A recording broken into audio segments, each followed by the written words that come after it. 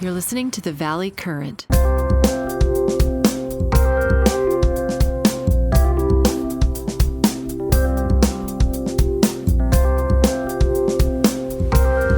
Well, I have to say, you come up with an interesting blog topic because I actually discussed your very topic when we were both at Chip Conley's MEA seminar with the other Jack, who has been talking for a while about how intergenerational communications between young adults, maybe teenagers or even before preteens, with people that are retired in their 60s, 70s, 80s is a great idea. And he's been promoting it in a nonprofit. So I don't know if you got to talk to him at all. Obviously, you know who I'm talking about, right? Yes, I do. But I don't remember talking to him about this. This came about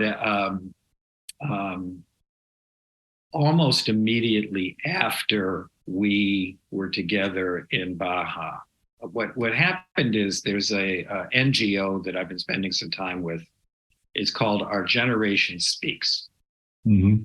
And it is bringing young Israeli and Palestinian entrepreneurs to the United States, sponsored by multiple associations, and essentially compelling them to work together. Okay. And developing products and ideas, products and services together, which they pitch to the venture capitalists here in the greater Boston area. Okay. And it's a great program. I've been mentoring a Palestinian woman and an Israeli guy. But right around the time we ended in MEA, I was working with them and I was having lunch. And I was by myself. I was checking emails. And I overheard a Palestinian gentleman talking to his wife in Spanish. Okay. I knew it was his wife because I knew it was his wife. But I was watching the body language, and married to a Hispanic woman, I could identify with the, you're not getting your way. Yeah. Yeah. Yeah. No, whatever he was trying to pursue, okay, with his wife, he just wasn't getting very far. Okay. So when he hung up, I said, listen, I don't mean to pry, but I speak enough Spanish. And my wife is also Hispanic, Peruvian. Mm-hmm. His wife turned out to be Mexican. Okay. And I said, I'm feeling your pain. I can identify with the dynamics of what I understood to be that conversation. And then he said, well, we have a saying in Arabic. And I was looking at him and he says, it is better to smile like the rabbit than to be lonely like the lion. Okay. Good. So I'm writing this down. I said, where'd this come from? And he said it was a childhood book, okay, that was read to him. Wow. Okay. Now, I have no idea what the book was, but shortly thereafter, we had partner meetings and discussion partners. And just to kind of refresh Jack, we have a minimum age here of 55. But inside your company, and there's other criteria, how many years you've either lived outside the States or you're currently living outside the States. Right. Or, and we have to write an awful lot of articles, blogs, and we do our own research, which is what led me to this, or led us to this project. Right.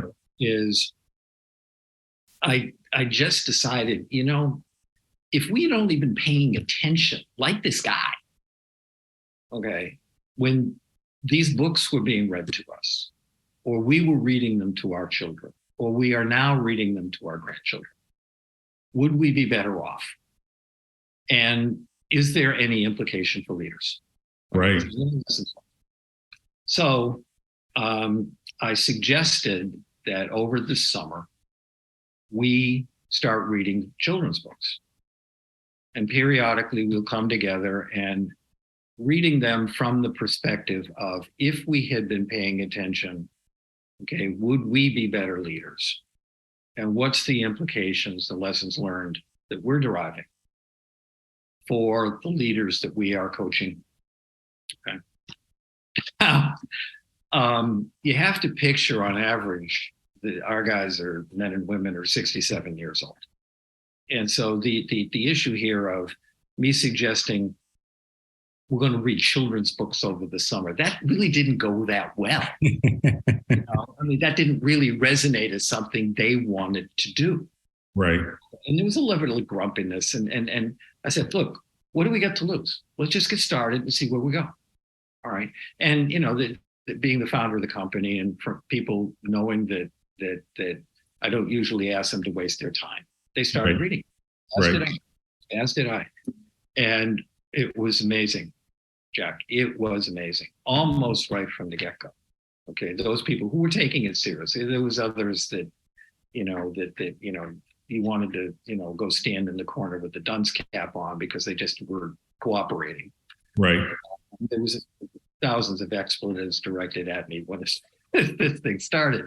But what happened is, the further we got into the summer, and we set a suspension date here of I think it was the first week in August, that we really wanted to collect our thoughts. What we were deriving from this is we were all perceiving the same common denominators, that when we reduced what we were reading to its essence, we were perceiving the same things. Well, that's good. That's good.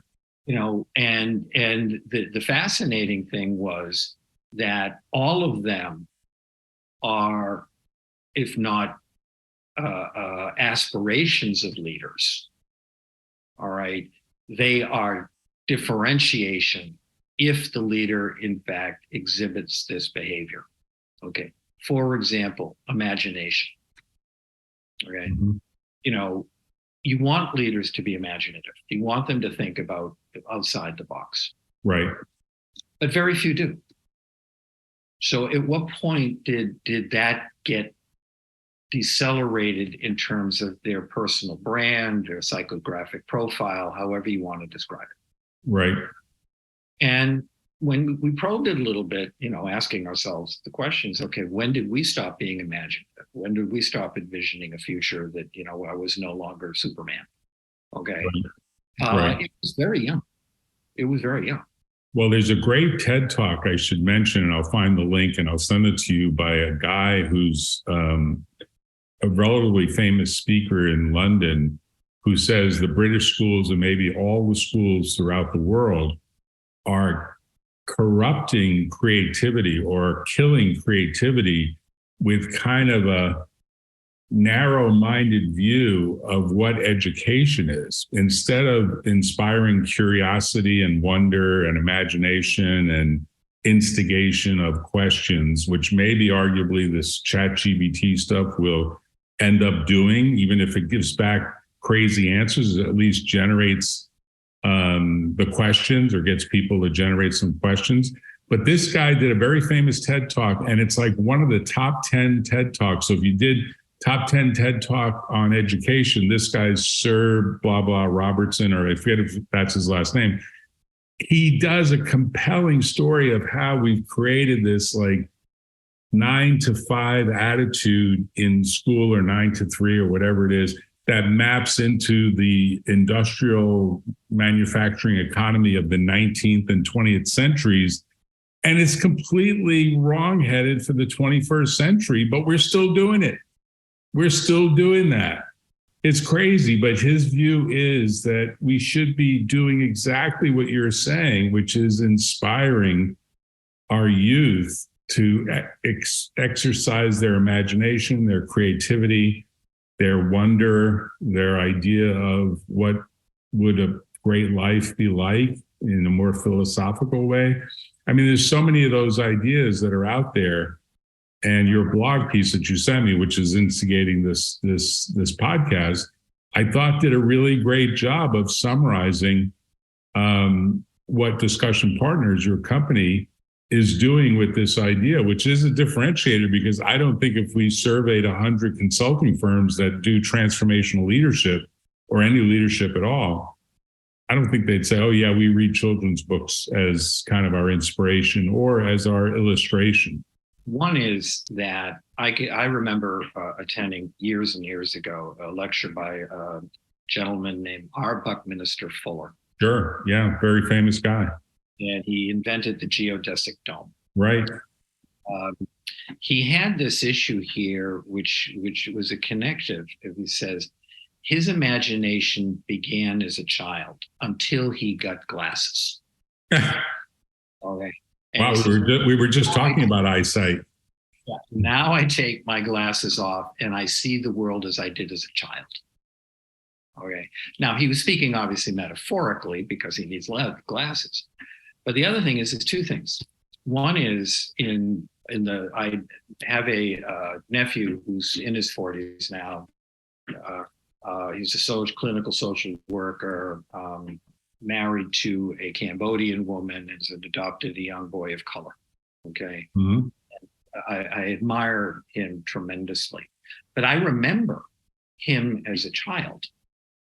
Okay, because he was the first grandson in our family of 7 children. And he would walk around saying, how come this? How come that? And I vividly remember, okay, his father losing it with him at one point, probably for the 10th thing. How come this? How come that? And his father said, because God said so. Kind of shutting that down. Right. All right. It's not that we discourage it, but we don't encourage it. Nobody says don't be imaginative, but we're not creating as necessarily as parents, certainly not as educators and as consultants. We're not saying we'll say, well, what do you think the right thing to do is? Okay. In the hopes that they will say what you think is the right thing to do. Right. And if somebody comes up with something that is so counterintuitive to you, you honestly don't know how to behave. Okay. And the other part here is that we are not as sensitive enough in terms of the research we did for this, the research we did. Right. Not as sensitive enough is that children are sponges. They're observing all the time. They're paying attention. So they're observing and internalizing the best of us and the worst of us. All right. Children do not enter humanness, okay, with biases. They don't enter humanness as racist. Okay. They don't enter with the issue here, expediency. This is something they observe, and what they do is they adopt an attitude of, okay, well, apparently that works. My parents are successful, okay, or the people they're observing are successful. So it becomes some part of their, psychographic DNA. Okay. Another classic case that jumped out at us here is this issue of kindness. Right. We seem to have forgotten that. I mean, I remember vividly in 2013 at the Boston marathon bombing, the young 8-year-old, okay, who was killed. Right. By the Sarajevo brothers, had a school project. Why can't we all be kind to each other? Okay, which, reflecting on that's kind of like ripping our hearts out. Right. The issue here as leaders, and I'm going to circle back to the whole point of this, is as leaders, why weren't we paying attention? When did we stop paying attention? And, those of us who have children and grandchildren, younger children and grandchildren, we're reading this stuff. I don't know why we're not paying attention to what it is we're reading. Well, yeah, we do it mindlessly. Like we don't get into the character of the book. Like we don't bring ourselves back. We sort of get very mechanical.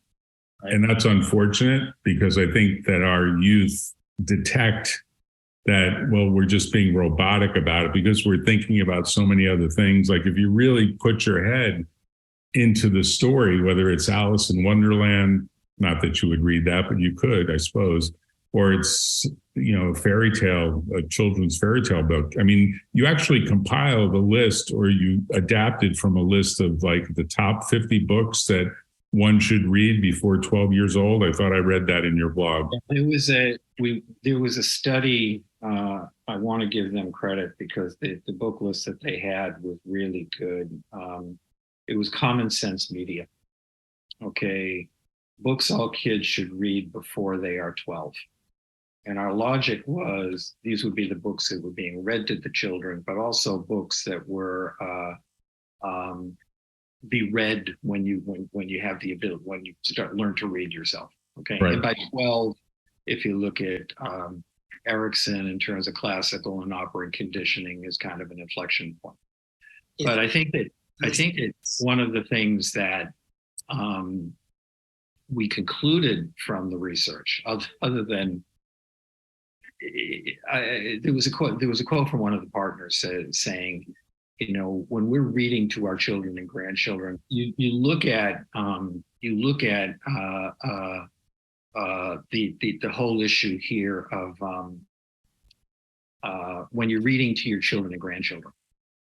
One of my partners said, Tom, when I was reading to my kids, I would love to have started the exercise with "in conclusion." Okay, in other words, it was a task. Right. Okay. They were reading it to be a supportive parent, but they weren't taking anything out of it themselves. One of the things that also, one of the role models in terms of childhood education would be Mr. Robinson. Okay. Mr. Robinson was a Navy SEAL. This was a tough guy. Okay. And he essentially decided to dedicate his life towards the development of children and teaching them how to, educating them how to be better people. Okay. There's the famous scene where, and I'm focusing a little bit on the undeniable fact right now that the racism is finding an audience again. Right. The postman, he's sitting there, and the gentleman of color, they put their feet into the same tub. Okay. Mm-hmm. We're I don't want to solve the problems of the world by saying, okay, maybe we should go back and read children's books. Okay. However, what the observation that I and my colleagues would make is, if you're still reading them to your kids and grandkids, pay attention to what the hell it is you're reading. You can get good stories that can liven up, by analogy, what the leader is trying to do. Like, stories matter, and people like hearing stories, and those are the earliest versions of the stories that are kind of embedded in the back of our minds if our parents or our teachers did a good job. Obviously, these days, it really probably more parents than teachers, because the teachers are so constrained by these enforced curricula, some of which is kind of state mandated, at least in the public schools, that it becomes like you have to do what we tell you to do. It's a checklist thing, and that's just the way it's going to go. But we know in the 21st century, it's not a checklist approach to innovation. The best ideas happen not inside of an office and not inside of a factory. They often happen when people actually get a chance to kind of sit back and relax and think about, well, what's the new thing that's going to happen going forward? I mean, what we have right now in San Francisco is actual driverless cars. No one would have imagined that 10 years ago even. Maybe they would have, but certainly not 20 years ago. And it's amazing. It looks to me like it's actually catching on. And most people are still sort of on the fence, but they're starting to recognize, well, maybe driving a car to get a person from point A to point B is not really an occupation anymore. No taxi drivers needed, maybe eventually no bus drivers needed, maybe no tram drivers needed, maybe no railway conductors needed. I mean, you go down the list of all these things that have had a profession associated with it, and it's going away. And you can keep doing that exercise and saying, yeah, I've never seen an elevator operator, maybe once when I was a kid in a department store, going back 60 plus years ago. The mechanical elevator operator that took the elevator up and down for a department store, that's not an occupation anymore. That's been completely automated in every building that has an elevator. Well, some government offices, you still see them, but it's usually the brother-in-law who can't find another job. Right. But, and that's pretty localized to Massachusetts. But two reactions to what you're talking about, Jack, because I kind of embrace the concept. My son, my son-in-law, my daughter-in-law, my mother, and others in my family, all teachers. And they were having this discussion recently, is they are feeling relieved that they live in blue states because of this anti-woke movement and its assault on education. So that's one. Now, just to share a family story here. Okay, there was a book my colleagues and I wrote in 2016, Executive Advice to the Young, Don't Repeat My Mistakes. Mm-hmm. We interviewed executives, okay, where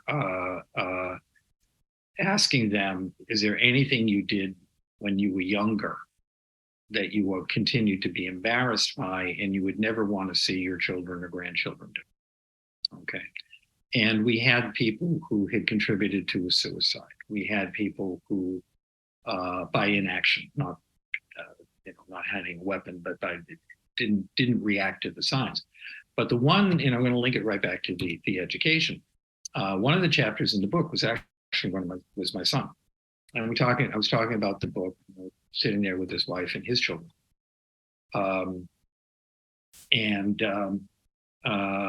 I said, I'm really looking forward to somebody who will acknowledge that they were bullied growing up. Okay. And he said, well, I was.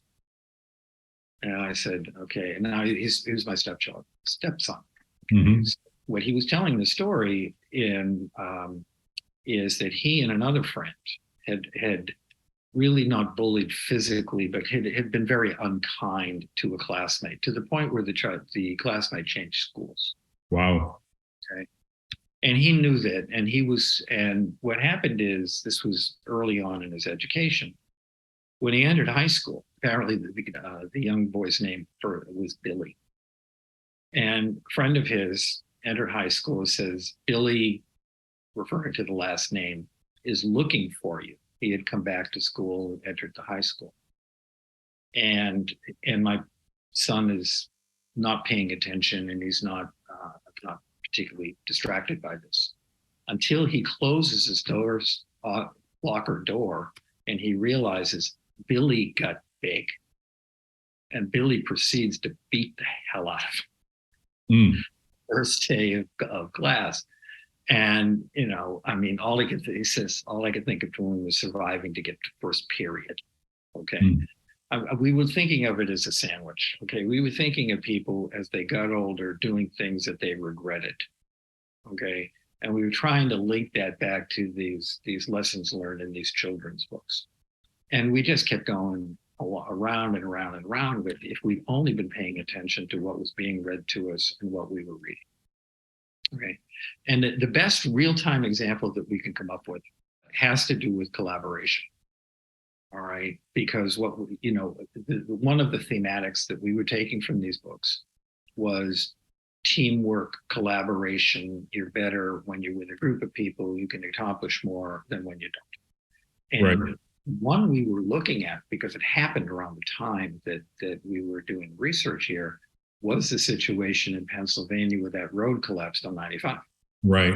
And right. They started talking about how many months this was going to take to fix.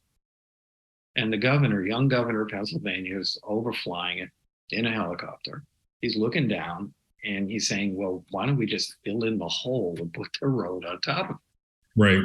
And if they hadn't gotten imagination, if they hadn't gotten collaboration, right. If they hadn't been willing to focus on, separating the people and the politics from the problem, they'd still be working on the damn road. Instead, People were driving on it within 12 days. Right. There was quite an amazing kind of change of plan that made that thing happen a lot faster, that correction happened. And what it made me think of is when you bring some of these creativity tools to the table, like the books that are done by the guy who wrote the book about lateral thinking, famous guy. And he basically said, if you talk to children about problems, they'll often come up with a solution. And the good example that he gives is he says, if a tractor trailer truck was stuck because it was going under a bridge and it was too high to get through, and the driver stopped, but the trailer was like stuck, everyone would be like, well, we have to like unhitch it or do this or do that. And let's say you couldn't do that. And they asked a bunch of kids, and the kids were like, well, why don't you take the air out of the tires and then gently roll it back? And none of the adults would think about taking the air out of the tires because it was so lateral, such a lateral thought, right? And the reality goes back to the imagination piece, right? And you and I talked before. Let me give you another example, which I read a lot about Lincoln when he was growing up, and he did not have it easy. Okay. But one of the things is he could always envision something and use his imagination. Part of it was because of his reading. He was a voracious reader even as a young man. And he was an officer during the Black Hawk Wars, okay, and which was Indian excursion, I believe. And the story that was told is he and his group, his platoon, they're marching and they come across a fence, okay? And they're all standing there waiting, okay, well, what are we going to do now? Lincoln, without any hesitation at all, says, okay, I'll see all of you guys on the other side of the fence. You just get over there and we'll reassemble there. Right. What happens is we put ourselves imaginatively, creatively, sometimes in a box with the narrow dimensions to it, which we can't get out. Is the prisoner's dilemma strategy metaphor that I can think of the hamsters running around in these plastic things. Right. But one of the things, I'm just talking about myself, that the benefit that I had when we were finishing and sort of writing this up is the insights from the people that I've worked with. And they are not stupid people, okay? But they're by very successful on everybody's criteria. But the whole exercise provoked an examination of their leadership styles. Right. You and I had talked before in the broadcast. You were kind enough to allow me to participate in a few months ago. Mm-hmm. How the leadership model has changed so dramatically, now focusing on empathy, transparency, and accountability. Right. All three of those are embedded someplace in virtually every children's book. Wow. That's an interesting finding. Yeah, that, it's something we haven't quite explored it to the point where we can convey it as research, but it's intuitively a conclusion we drew. And that's what has been leading to, okay, now these are necessary to have versus nice to have. But if they had already been in existence, a lot of problems would have been resolved, and not a lot of problems. A lot of challenges would have been better addressed. So when you put together these blog posts, do they instigate, I'm just putting on the screen a portion of it because you noted that these stories, these children's stories, generate topics and various points about curiosity, collaboration, absence of bias, imagination, empathy, ambition, self-sufficiency, respect, kindness, optimism. I mean, these are all the characters that you want to have in a leader, and you want the leader to exemplify and to act on daily. But most leaders, particularly government leaders, I mean, I don't know if you watched the Republican debate last night, but you don't find any of these attributes at all present in any of the current leaders, at least recent current leaders. Now, maybe if we go back a ways, we could sort of test this against the 40 odd American presidents, and kind of do some sort of ranking around how many of these leadership attributes do they actually have. And I have to tell you, I think we would discover that they probably have very little across the board. I think that the higher up they go, the less of these they have. Right. That's the conclusion that I have drawn, looking at leadership now for well over 50 years. Yeah, you're an expert. You're an expert on this. I would be dismissing the word expert. Is the insatiable curiosity about what constitutes a good leader is a never-ending journey. Okay. Now, when I'm comparing this and talking to my colleagues, when we've been comparing this, and essentially drew the exact same conclusion, Jack, that you did, which is, where did this get lost? Right. Our overarching conclusion, anecdotally, is that it got lost because it got in the way. That, and let me kind of amplify that. It's, last night's debate reminded me of a food fight scene in Animal House. That's a good description.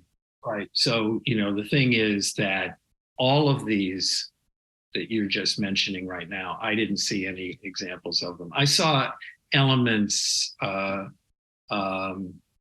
Governor Haley, I saw Governor Christie, I saw Vice President Pence, and I saw a couple of the others. You would get a flash of this, but then it wasn't working for them.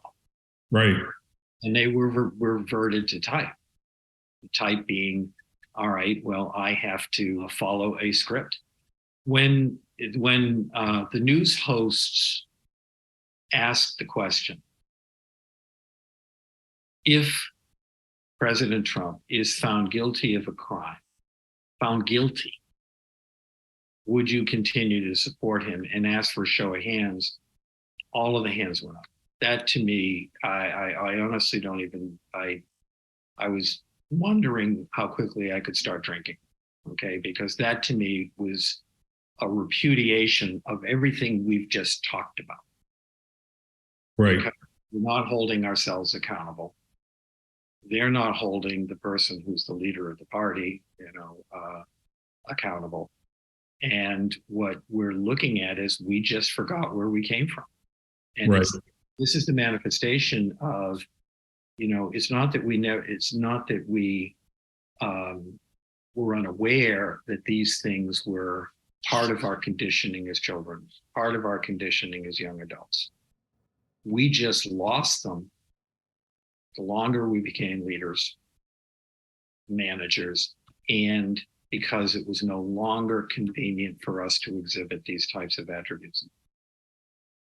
So did you end up creating a little database from all the collective thought that went into reading the various children's books that you read, and then organizing some of the principles that are in this blog post that you're going to publish? It's not yet published, but we're talking about it now. Conceptually, did you kind of do something more with this data? Because I imagine you could write lots of stories that could be analogous to real life stories of courage and respect and kindness and empathy. Like, you could write some stories that actually pertain to today's world, and where various business leaders are taking various businesses, right? To some degree. Yeah, it could, and you're targeting something that we're in discussion right now. You got to understand that this was being done. Not you got to understand, just to appreciate, Jack, that this was being done to satisfy a curiosity I had, driven by this young Arabic gentleman's comment about the story he read to him as a child. That smile, I'd rather smile like a rabbit than be lonely like a lion. Exactly. Right? Right. In other words, and this for him was, and he's a very, very smart young man. Right. But what I concluded from this is that he felt it was better not to concede, but not to confront, okay, unless it was something important. And because then you have a challenge. I'm going to circle back to my son as an example. Right. Okay? At his wedding to his wife, okay, and she's very traditional. All right. We used it. I was asked to give some remarks, and I always memorize what it is I'm going to say because I don't like to read. And it was the Apache prayer. And in the Apache prayer, it will be, you will be my sunset. You will be, we will partner together to address wind and calamities, etc. And there's an Irish saying that I thought I would weave into the Apache prayer of, there will only be harmony in the family, son Gordon, because the only response will be yes, dear. Mm-hmm. But I left it out because my daughter was and remains very, very traditional, my daughter-in-law, okay? But I was thinking about it after and thinking that this is something that I learned, and that was a manifestation of my not wanting to confront. So I just went along. I stayed in that narrow lane. The prayer is the prayer. And it was the right thing to do at the time. But the lesson learned for me is, what happens if we think we know better and we don't do the expedient thing? We don't even do the smart thing. Mm-hmm. We take the risks as leaders and say, kindness never killed anybody. Right. Okay, collaboration is something we preach, but we don't practice. Okay, ambition is something we encourage, but when we see it running rampant, we should challenge it. Not because of putting. Think of how many idiots that are tolerated because they're putting big numbers up. Right. And I think I told you this story, and my apologies if I didn't. Way back in the day, PricewaterhouseCoopers was very good at incubation of new practices. Right. And one of the ones that I co-created with a number of other people was back in those days, it was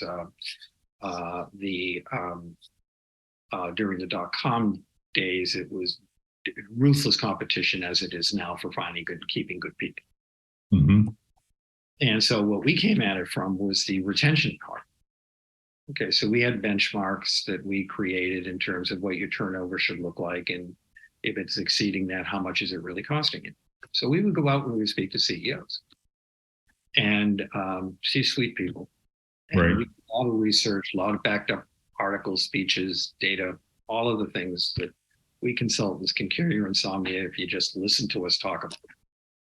And we would go out to see the C-suite that would be coming to us because they had too high turnover in their companies. Right. And we would say, all right, is it localized at all? And they would kind of start getting a little nervous. And they say, okay, well, we will go out and we will do the interviews, but I have to ask, if we come back and we say your highest performer is the root cause of this because they're behaving like an idiot, are you prepared to let them go? Right. And if they said no, we didn't take the book. Wow. Okay. Now, kudos to them for being truthful. Mm-hmm. But they would rather deal with the turnover than the termination. Mm-hmm. But now, this is selfish on our part. We could go through this whole exercise and it wouldn't work, and that would be on us. Right. So we were through this standard. It was avoiding the criticisms that we knew would come. Well, I think you were being very honest and direct and putting the professional side of your practice ahead of the financial side, because I'm sure a lot of consultants would say, well, I just make recommendations, and if you don't want to take them, don't take them. But if you really want some transformation, you have to like take some recommendations and at least stage them in some fashion. And lots of companies bring consultants in to write very detailed reports and then do nothing with that data other than say, well, we had a consultant look at it and it was, blah, blah, and blah. And there isn't really much other than a board report that occurs without any necessary implementation. I mean, I've always said many, many decades ago when I started practicing law and particularly doing trial and appellate work, I always said, after a case is over, we should sit down with management and do a post-mortem about how the hell did we ever get into this lawsuit and how could it be avoided? And most of my partners at my former firm were like, why would we do that? We'd just piss them off. And then they wouldn't give us more business.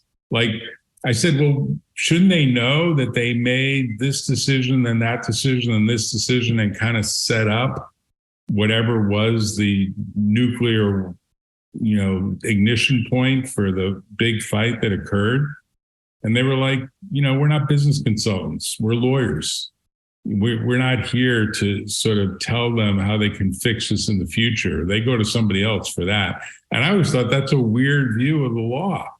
I always thought, well, the law should be somewhat educational and inspiring better and better conduct over time. And it might be in the conduct of the other side. It might be a joint conduct. It usually is joint conduct.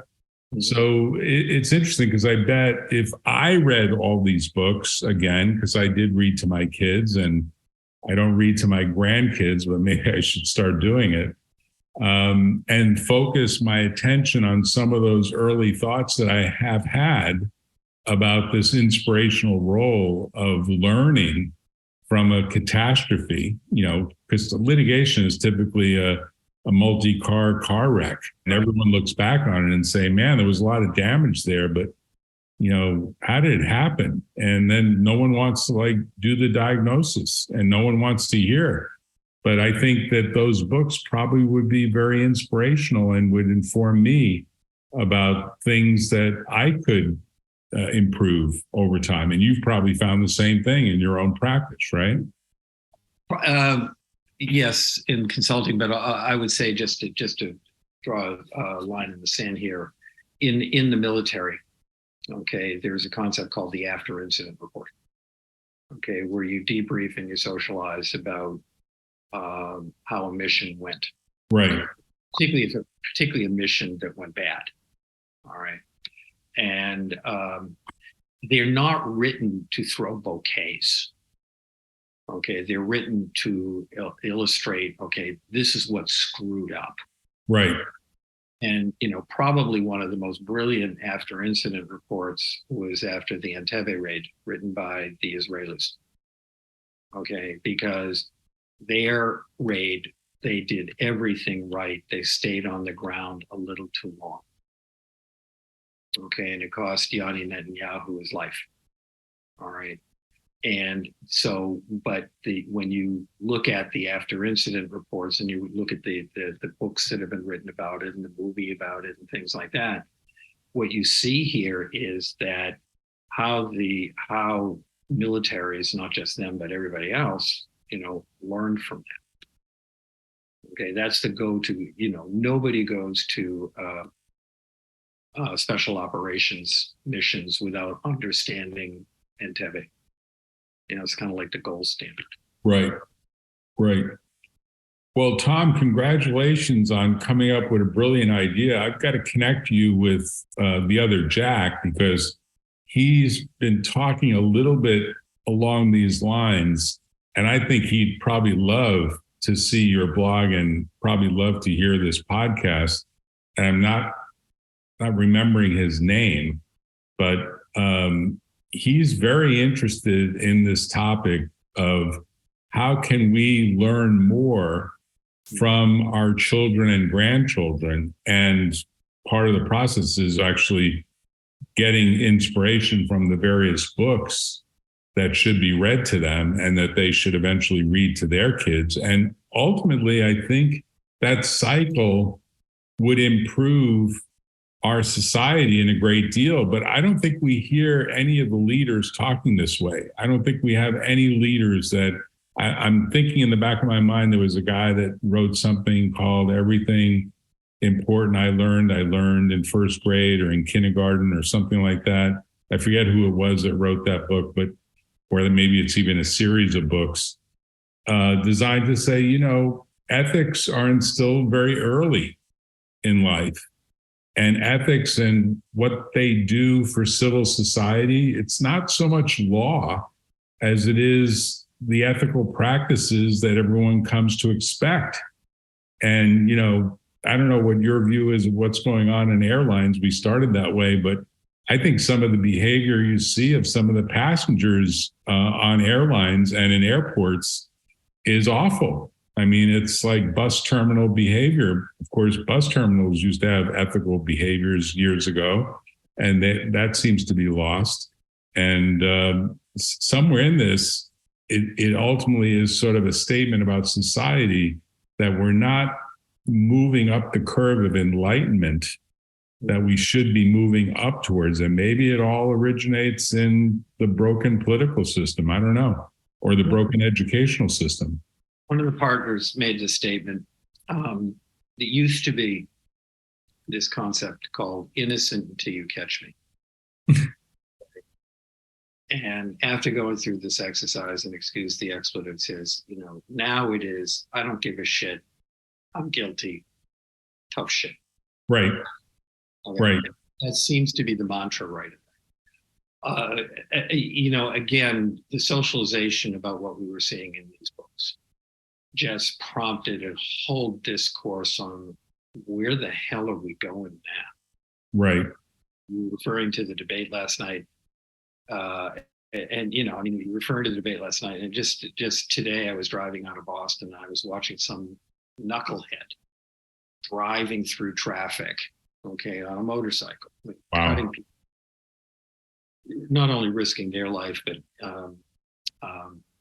risking other people. And I was on the phone with one of my partners. He said, "You never want to see anybody get hurt, but I honestly, at the moment, really just want to see him hit something." Yeah. And then I'm thinking to myself, that's kind of cruel. Yeah, that's cruel. That's cruel. Intuitively, that was what I was thinking, because right. I just a lot of patience with stupidity. Right. Thanks for your time. Thanks for your time tonight, and thanks for sending me that planned post, because it's given me some food for thought. And I'm definitely going to go down the list, and I've already recommended the list to both of my daughters, and they both have kids. So my grandkids indirectly, hopefully, will get the benefit. So congratulations on this idea. And I hope it becomes something that will turn out to be a real differentiator for Discussion Partners, because you've got a great firm and it's doing wonderful things. And I look forward to the next episode when you inform me of the next great idea that you have that we can talk about. I will look forward to it as well, as always. It's good to see you. Thanks, Tom. Safe travels. Bye-bye. Bye. Take care. Bye-bye.